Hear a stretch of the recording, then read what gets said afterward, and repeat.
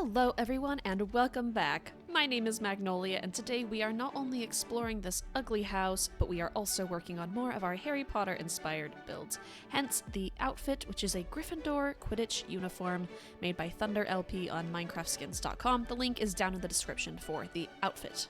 We are working in a creative world that I share with a couple friends of mine. We all love the world of Harry Potter and we are building a magical school inspired by Hogwarts. Some things in this world we've taken directly from Harry Potter, like the Quidditch pitch and the train, while other things, well, we've taken a little bit of creative license.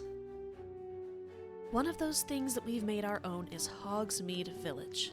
I've had lots of fun designing each house, keeping the general shape, structure, and feel of Hogsmeade houses, but making them less snowy than the movies. Seriously. Every single picture of this place, it is covered in snow. It cannot always be winter there, unless that's some sort of weird side effect of being so close to a magical school. I don't know. So we've already taken a tour of the first two houses here, this one and this one. But in the time since then, I have built just a few more houses. This is the third house in our little village here. The resident of this one is quite a bit different than the resident of the other two houses. She's a little less put together. Before we continue, I want to remind you that I have a Patreon.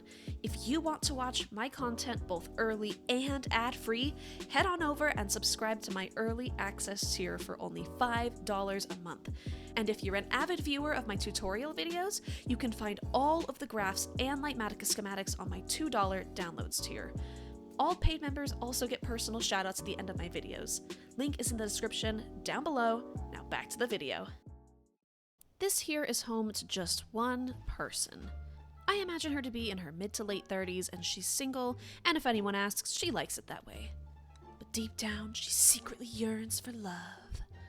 In most ways, she's a normal person, except for one glaring problem.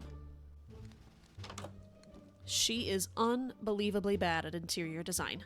This woman is like the antithesis to Marie Kondo. She's messy, unorganized, lazy, and generally just really bad at making her living spaces inviting. Don't get me wrong, I love a good color-soaked room, and the bright colors are totally my jam, but this room feels like a horrible cross between Dolores Umbridge and a crowded college dorm room. Yikes. This resident has also unceremoniously shoved all of her packing boxes up here on the top floor, which I imagine makes it quite hard to use the kitchen. It's a shame, because this house really had such beautiful potential, but alas, earwax. Alas, earwax. Down this way are two more houses. I'm still working on interiors, but we can take a nice, good look at the outside. So this one on the left here is pretty standard for the village, but I love the way that the one on the right is so visually dynamic. I feel like the lighter colored roof at such a different slant from the others really makes it pop compared to the one on the left. I do feel bad for whoever lives in this house, though. Moving on from the village, another build we have here on this server is our Quidditch pitch. Now this is taken directly from the movies and was mainly built by one of my friends who wishes to remain unnamed. All I really did was help with some texturing and color picking.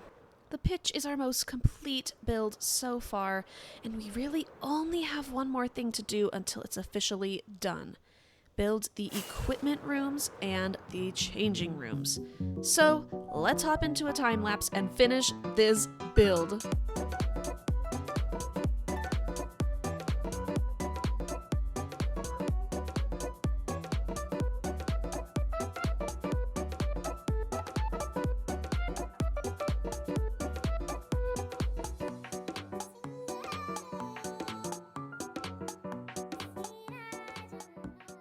There we have it, folks. Our final part of this Quidditch pitch done.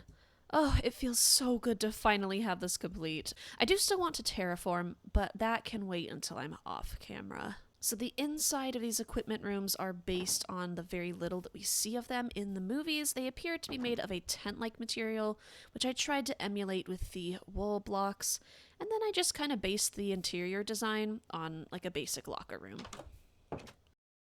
In this tower section is where the brooms would be stored. I picture them hung up all the way to the top, and the unfortunate students whose brooms are way up there just have to use a summoning spell to get them down. Hopefully they're a little better at it than Ron.